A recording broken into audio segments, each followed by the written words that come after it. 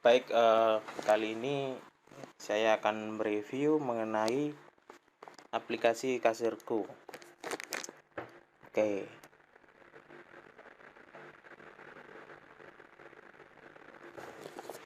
jadi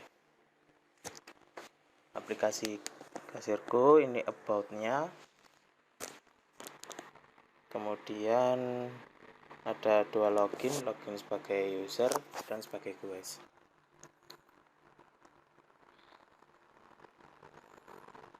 Oke, kita cek dulu sebagai guest ya. Nah, seperti itu. Nah, kemudian ini adalah antrian pesanan. Pada layar ini dapat ditempatkan di bagian luar. Ya, di sini maksud saya pelanggan di luar merupakan di luar kasir ya. Bisa berupa tablet. Nah, sehingga dari pelanggan bisa memantau mengenai urutan pesanannya ya, atau pesanannya statusnya gimana. Kemudian ada serve order. Jadi pelanggan di luar dapat melakukan order secara mandiri ya, langsung dengan memilih pengen dibeli. Oke, kita buat satu aja deh. Nah, kemudian mengisikan namanya, kita check out. Nah, di sini ada beberapa opsi pembayaran ya. Jadi untuk order secara mandiri, opsi pembayarannya hanya berupa digital payment atau dompet digital seperti itu. Jadi misal kita pilih OVO, kemudian bisa lakukan klik bayar. Nah, di sini statusnya belum terbayar ya, unpaid. Nah, kemudian untuk petunjuknya bisa diklik di Pay Now, kemudian ya ada beberapa petunjuk. Nah, kemudian tadi kan nominal bayarnya sebenarnya 11.000. Namun untuk digital payment, jadi di belakangnya ada 3 kode unik yang secara otomatis tergenerate. Nah, oke, seperti itu. Oke, selanjutnya kita bahas mengenai user. Jadi di user di sini ada tiga level. Ada level admin, level kasir, dan level koki. Kita coba ke kasir dulu. Passwordnya ini, kemudian bisa klik login user.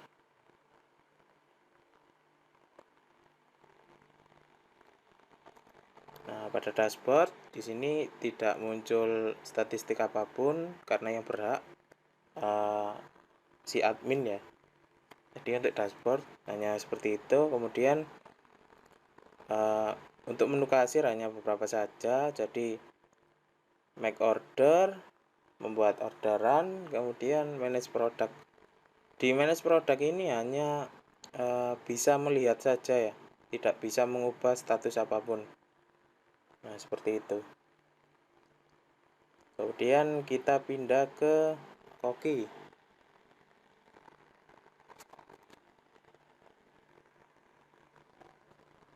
Oke, kita login. Oke, sama untuk dashboardnya hanya seperti ini.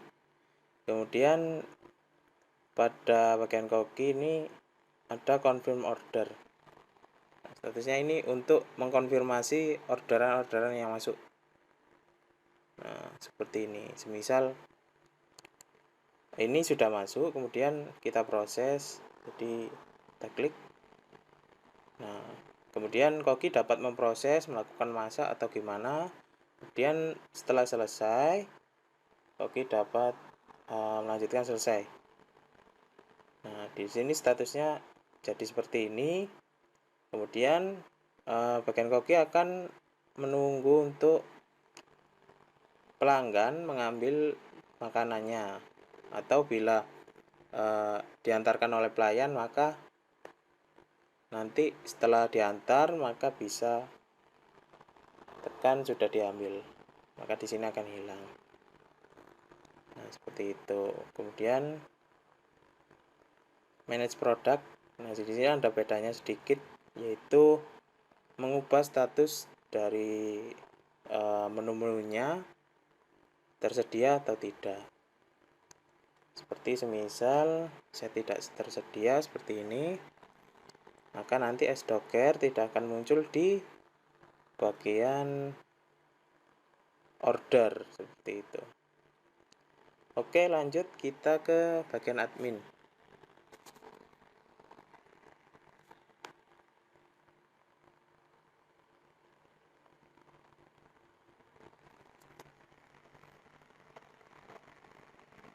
Nah, untuk bagian admin di sini dashboardnya bisa menampilkan statistik.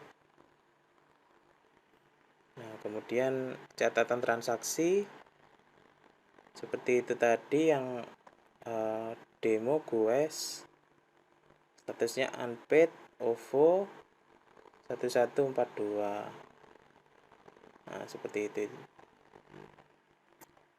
Belum terbayar. Nah, untuk bagian admin di sini ketika dia bisa cek, maka bisa ada menemukan fitur bypass ya, dimana admin dapat melakukan konfirmasi secara manual untuk digital payment seperti itu. Nah, oke, sementara untuk tunai ini hanya untuk pembayaran di kasir saja, bukan secara mandiri.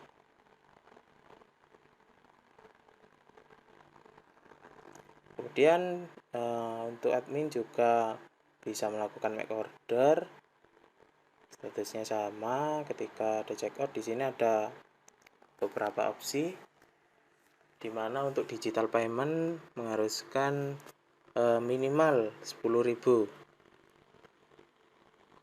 Nah, kemudian juga dapat melakukan konfirmasi sama seperti koki. Kemudian saya melakukan manage product. Di sini bisa melakukan edit, tambah, hapus, dan merubah status ketersediaan. Nah, seperti itu. Kemudian bisa memanage user. Jadi user karyawan atau akun karyawan bisa ditambahkan oleh admin.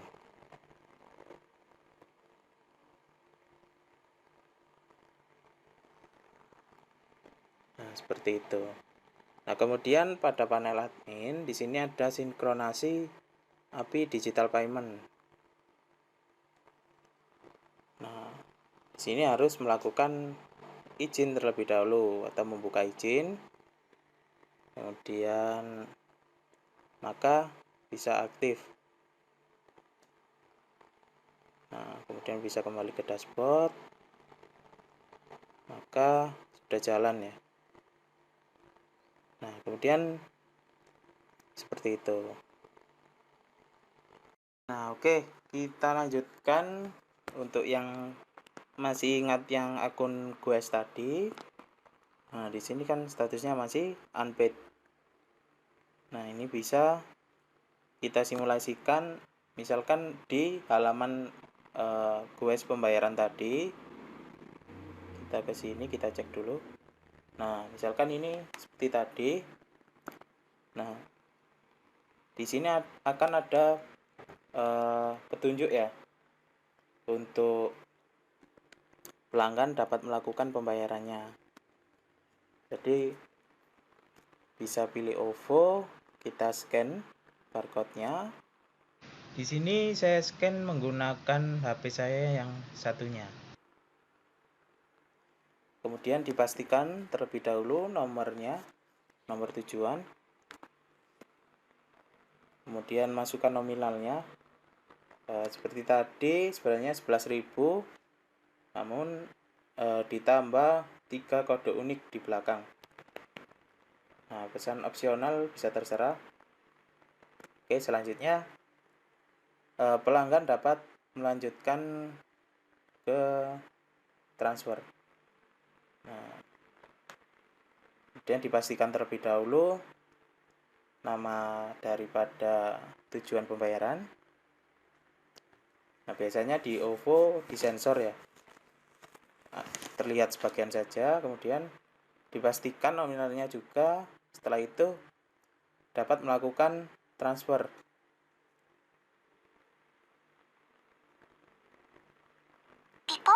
Nah, jadi di sini muncul pesan kesalahan API ya. Jadi kesalahannya ada di bagian respon dari web. Nah, namun sebenarnya tetap berjalan dan dapat melakukan pembayaran. Nah, di sini langsung otomatis akan statusnya paid. Jadi berhasil seperti itu.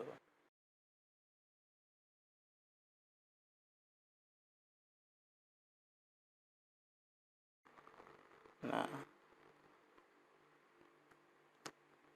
ini dari yang bagian ini. Nah, OVO akan membaca si notifikasi yang ini, kemudian dikirimkan ke server.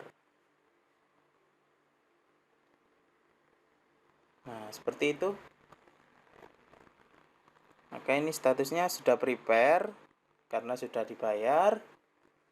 Maka untuk transaksi 199 dapat dicek di confirm order. Nah, di sini akan masuk. Namun semisal belum prepare, maka tidak masuk di sini. Contohnya yang 198. Nah, 198 ini belum, masih unpaid ya. Nah, masih unpaid, itu nggak muncul seperti itu. Yap, kurang lebih seperti itu. Ya, terima kasih atas perhatiannya.